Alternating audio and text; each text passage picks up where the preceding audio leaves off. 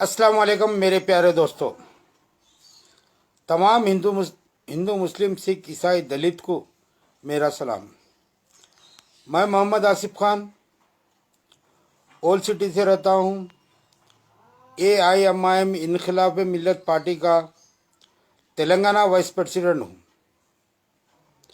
मेरा लाइफ आने का ये मकसद है, मेरे भाई, हम सब चाहते कि अमन हो, शांति हो, दंगे फसाद ना हो, हिंदू मुस्लिम में आपस में कोई बैर ना रहे। मेरे भाई, चंद दिनों से, चंद सालों से सियासत ऐसा चल रही है, चंद इंतशार पसंद लोग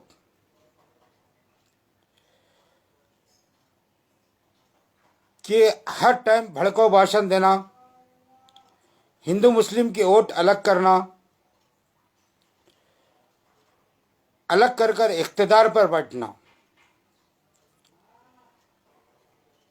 मेरे भाई, आप लोग ये जानिए और ये सोचिए कि हम मेहनत कर कर जब हम अपने मकानात पर आते हैं तो हम क्या चाहते हैं? हमको सुकून होना। लेकिन हमारे को चंद साल से सुकून नहीं मिल रहा है। हम वोट डालते हैं, इनको इख्तिदार पर लाते हैं अमन और शांति के लिए, हमारे एरिया डेवलप करने के लिए, हमारे मसले मसाइल हल करने के लिए। लेकिन ये जो इख्तिदार पर बैठ रहे हैं वो लोग हिंदू मुस्लिम को डिवाइड कर कर वोट ले रहे हैं और आपस में हमको बुरे कर रहे हैं। खाने के एक टेबल पर बैठ के खाना खा रहे हैं, फिर दावतों में एक साथ मिल रहे हैं, मीटिंगां इनके एक साथ हो रहे हैं, फ़ोन कॉल एक साथ हो रहे हैं, फिर हमको उल्लू बना रहे हैं और हमको परेशान कर रहे हैं। इस बात को गौर कीजिए, जो लोग अगर स्टेज पर आकर अगर हिंदू मुस्लिम को अलग कराने की बातें करता, अगर भड़काऊ भाषण देता, हमको अलग करने की कोशिश करता और आपस में हमको लड़ाना चाहता, हम उसको वोट नहीं डालना है। हम वोट उसको डालना है जो मंदिरों की हिफाजत करे, जो मस्जिदों की हिफाजत करे, हमारी माँ बहनों की हिफाजत करे, हमारी मिल्कियतों की हिफाजत करे और हमारे एरिया को डेवलप करे और हमारे बच्चों को एजुकेशन दिलाए। जो पढ़े लिखे बच्चे हैं उनको जॉब्स दिलाए और जो माँ बहना बेवा है उनका सहारा बने कि वजीफ़े और पेंशन दिलाए। और जो गरीब तबका के लोग, जो गरीब लोग रहते हैं, जब इनका इंतकाल हो जाता है तो उनकी मैयत में शरीक होकर उस मैयत का आखिरी रत का खर्चा पूरा उठाए, जैसे कि कफन का, खबर का और जो सप्लाई कंपनी का जो खर्चा रहता वो उठाए। क्योंकि हमारे ज़रिए से, हमारे वोट के ज़रिए से लोग लखपति, करोड़पति, अरबोपति बन जा रहे हैं। हमारे को 5 साल में एक बार आते हमारे पास, हमारे से आजीजी करते, हमारे से भीख मांगते, हमारे तलवे चाटते और हमारे से वोट ले लेते। वोट ले लेकर फिर 5 साल के बाद 5 साल उनका रवैया अलग रहता। ना हमारे फ़ोन कॉल उठाते, ना हमारी रिक्वेस्ट सुनते, ना हमारी अपील सुनते, ना हमारी मजबूरी सुनते। मेरे भाई, अब सबसे अच्छे पार्टियां मैं बताता हूं आपको, उस बात को गौर करो। और किसी को तकलीफ हो या ना हो, मेरे को कोई एतराज़ नहीं है, मैं किसी के बाप से न डरता। सबसे बड़ी पार्टी जहां पर है तेलंगाना हुकूमत, जनाब KCR साहब, जब से उन्होंने हुकूमत पर बैठे हैं, इख्तिदार पर बैठे हैं, कभी हिंदू मुस्लिम का लड़ाई नहीं हुई, ना कभी आपस में जैसे अपने कोई मजहब के बारे में लड़ाई भी ना कर्फिया हुए। केसीआर साहब का यह गुट कारनामा है। और दूसरी जमात है कि हमारे छोटे छोटे जमाता हैं, अल्हम्दुलिल्लाह आज जाके आज छोटे कल बड़े होंगे, वो है AIMI इनखिलाफ मिल्लत पार्टी। और दूसरी जमात है MBT। अब हैदराबाद में तो ये 3 जमात है जो हर मजहब को लेकर चलती है और आवाज़ देते दरमियान में पहुंच जाती है। और हमारे केसीआर साहब से अदबन गुजारिश करता हूं कि अपील करता हूं कि मेरे भाई, आप यहाँ के CM हैं, आप बहुत अच्छी तेलंगाना में हुकूमत कर रहे हैं। हमारे KTR साहब भी बहुत अच्छे कारनामे कर रहे हैं। हमारे हरीश राव भी बहुत अच्छे काम कर रहे हैं। और मैं हरीश राव को कितना भी बोलो, मैं दिलो जान से उनको सलाम करता हूँ, क्योंकि हरीश राव सिद्दीपेट में 4 चांद लगा दिए हैं।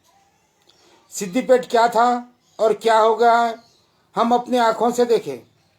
और सिद्दीपेट में कोई गरीब बच्ची की अगर शादी है, अगर वो हरीश रावगंज जाते हैं तो हरीश राव साहब उसका खर्चा पूरा उठाते हैं।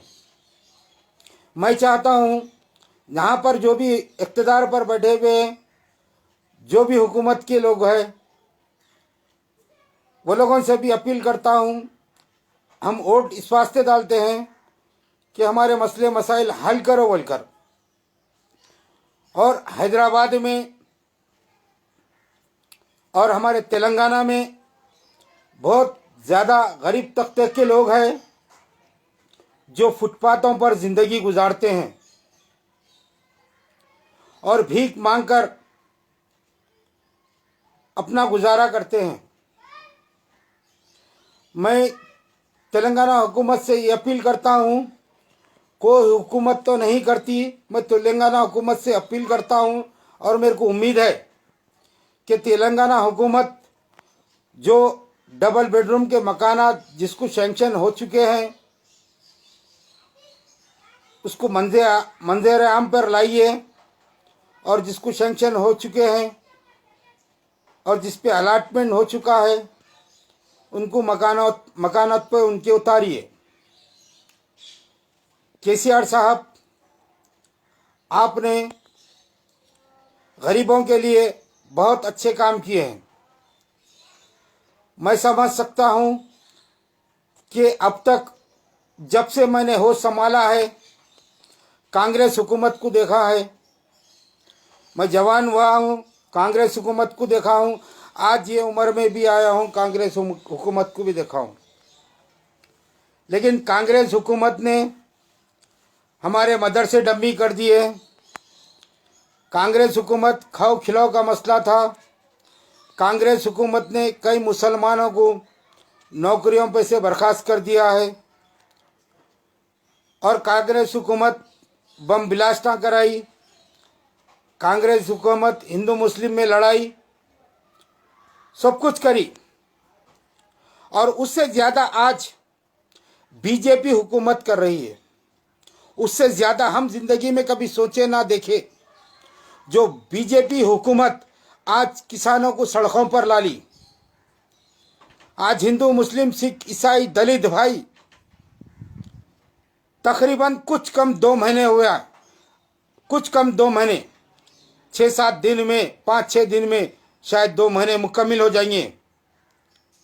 और मैं तमाम लोगों से बोल रहा हूँ, नरेंद्र मोदी PM की सीट पे से हटने वाला है। ये बात को मेरी लिख के रख लो। और उस सीट पे योगी बैठने वाला है। उस सीट पे योगी बैठने वाला है। सुन लो मेरे भाई, हालात और बहुत खराब होने वाले हैं। और गरीब तबका भूख प्यास से मर जाएगा। मैं जानता हूं तमाम अब जहां पर इलेक्शन होने वाले आइंदा साल में बंगाल रहने दो, यूपी रहने दो, कहीं भी रहने दो, बीजेपी को वोट कतई मत डालो, क्योंकि बीजेपी का सपोर्ट करने वाली आरएसएस, बजरंग दल, शिवसेना, ये लोग बीजेपी को नाच नचा रहे हैं। और साथ में हमारा अडानी और अंबानी भी, और नरेंद्र मोदी अब कठपुतले बन के बैठे हुए हैं। मेरे दोस्तों, मेरे बुजुर्गों, मैंने ये वीडियो बनाई है इस वजह से हम चाहे तो इनको इक़्तिदार पर ला सकते हैं, हम चाहे तो इक़्तिदार पर से ख़त्म कर सकते हैं। हमारी जो हिफाजत करेंगे, हमारी जो भलाई करेंगे, हमारे बुरे वक्त साथ देंगे, हमारे परेशानियों को दूर करेंगे, हम बेरोजगारों को जॉब दिलाएंगे और हमारे बच्चों को एजुकेशन दिलाएंगे, तो हम उसी को वोट डालना है। हम वोट उसी को डालना है जो वोट डालकर अपने इक़्तिदार पर बैठकर वोटर्स को और आवाम को भूलने वाले को वोट नहीं डालना है। इक़्तिदार पर बैठकर मनमानी करने वाले चट्टेकारा बट्टेबाजों को वोट नहीं डालना है। और हिंदू, मुस्लिम, सिख, ईसाई, दलित को साथ लेके चलने वाले को वोट डालना है। चोरों को वोट मत डालो और चोरों को इक़्तिदार पर मत बिठाओ। मेरे भाई, बड़े लोग बोलते हैं कोई भी काम करे तो सोच समझ कर काम करो। हम इलेक्शन के दरमियान में चंद पैसे लेकर बोकस वोट डालकर इनको जिताते हैं, लेकिन इन लोगों 5 साल हमारे पर जुल्म करते हैं इक़्तिदार पर बैठकर। मेरे दोस्तों, मेरे भाइयों, हर मज़हब के भाइयों से अपील करता हूँ।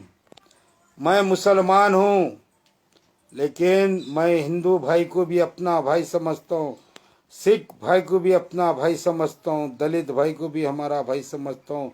मैं हर मज़हब के लोगों को भी अपना भाई समझता हूँ।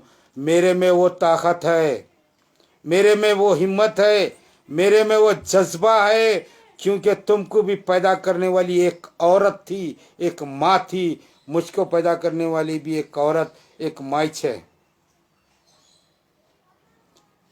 अरे भेदभाव रखने वालों, आपस में लड़ाने वालों, मैं हर पार्टी वालों को बोल रहा हूँ, जो आपस में भेदभाव रखकर लड़ाने वालों, तुम लोगों का इक़्तिदार ऐसा बहुत बुरा खींचा जाएगा, क्योंकि सोशल मीडिया पर हर पब्लिक को नॉलेज हो चुकी है, हर आवाम को नॉलेज हो चुकी है। अब समझ जाओ, अब समझ जाओ, वरना बहुत बुरा होगा, बहुत बुरा होगा अंजाम। क्योंकि पब्लिक जब नादान थी, अब पब्लिक बहुत होशियार हो चुकी है। अब पब्लिक समझ सक रही, पब्लिक जान चुकी है कौन सियासत हमारा साथ देने वाली है, कौन नहीं देने वाली है, ये जान चुकी है।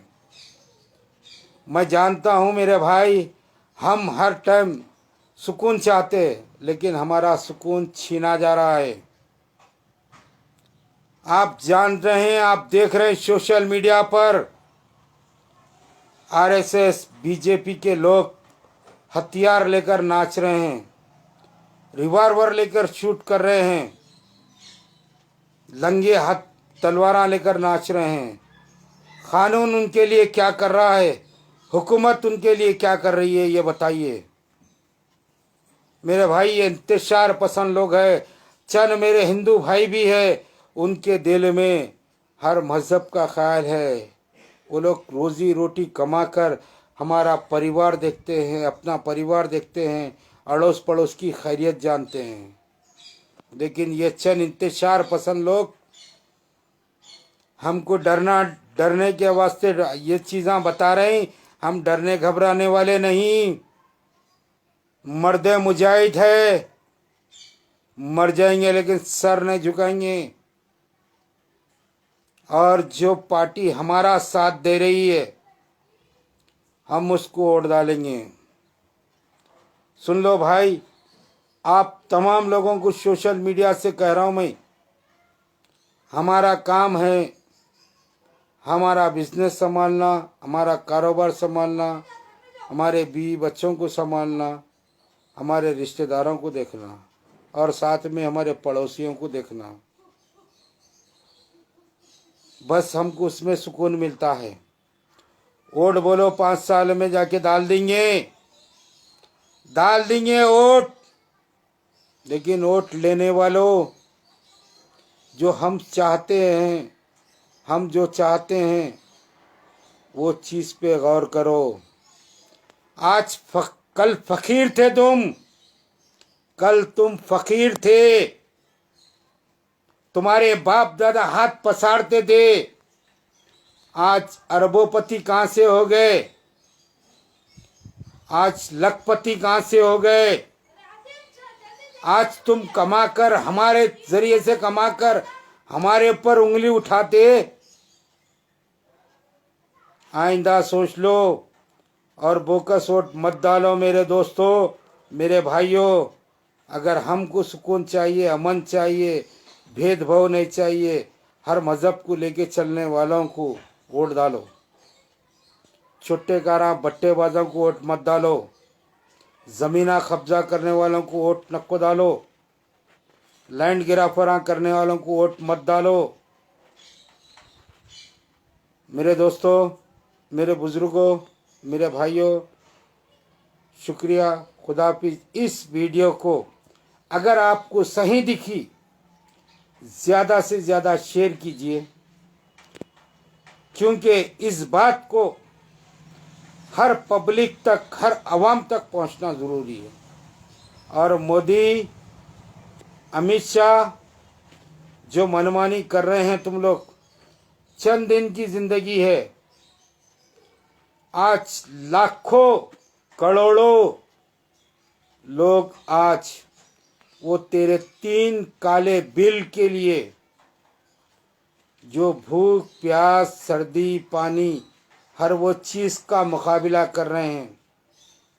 मैं उन लोगों को सलाम करता हूँ दिलो जान से, जो एहतजाज पे जो खड़े उतरे हैं। मेरे भाई, आपका एहतजाज हम सब की कामयाबी है, हम सब की कामयाबी है। अगर तुम फेल हो जाओगे तो यकीन मानो हर टाइम हमको इसी तरीके से दबना पड़ेगा और हम ये लोग हमें पैरों तले रोंग देंगे। मैं सलाम करता हूँ उन किसान भाइयों को, उन दलित भाइयों को और उन मुसलमान भाइयों को और वो सिख भाइयों को और वो हिंदू भाइयों को दिलो जान से सलाम करता हूँ। आज किसान भाइयों के साथ एकजुट होकर ठहरे हुए हैं। और मैं केसीआर साहब का भी शुक्रिया अदा करता हूँ, जो केसीआर साहब जब से इख्तिदार पर बैठे हैं कोई दंगा फसाद नहीं कराए, हिंदू मुस्लिम में कभी नहीं लड़ाए। और एक अपील है केसीआर साहब आपसे, आपके जो लीडर्स है, आपके जो प्रेसिडेंट हैं, आपके जो कॉरपोरेटर है, उनके हाथ में ओल्ड सिटी में इख्तिदार दीजिए। फिर देखिए ओल्ड सिटी में आपका डोमिनेशन कैसा रहेगा। आपके कितने कॉरपोरेटर आएंगे देखिए, आपके कितने एमएलए आए देखिए, आइए देखिए। और जो स्कीमात है आप ओल्ड सिटी के लीडरों को दीजिए और ओल्ड सिटी के काउंसलरों को दीजिए और ओल्ड सिटी के पार्टी के ऑफिस पे जो भी प्रेसिडेंट हैं उनको दीजिए। फिर देखिए केसीआर साहब और ये लोग नाम नहीं लेना चारों में उनका, ये लोग ना कांग्रेस के हुए, ना तेलुगु देशम के हुए, ना फिर कांग्रेस के हुए, ना टीआरएस के भी नहीं हुए। साहब केसीआर साहब, आप बहुत जल्द समझ चुके हैं, बहुत जल्द समझ चुके हैं। बस आप इख्तिदार दीजिए। आप ओल्ड सिटी के तमाम आपके जो लीडर्स है टीआरएस के, उनको इख्तिदार दीजिए। वजीफ़ा वहाँ से दीजिए, पिंचना वहाँ से दीजिए, लोना वहाँ से दीजिए, कोई भी स्कीमा है तो वहाँ से दीजिए, डबल बेडरूम के मकानात है वहाँ से दीजिए। आप मस्जिद को, मोज़न को, इमाम को तनख्वाह दे रहे हैं, वक्फ बोर्ड से बोलिए हमारे एरिया के ऑफिस पे पहुँचाइए, बोले हमारे ऑफिस के हाथ से, हमारे लीडरों के हाथ से दीजिए। हमारे आपके लीडरों को मजबूत कीजिए, टीआरएस के लीडरों को आप मजबूत कीजिए। आपका कोई बाल बिंगा नहीं कर सकता केसीआर साहब, कोई बाल बिंगा नहीं कर सकता।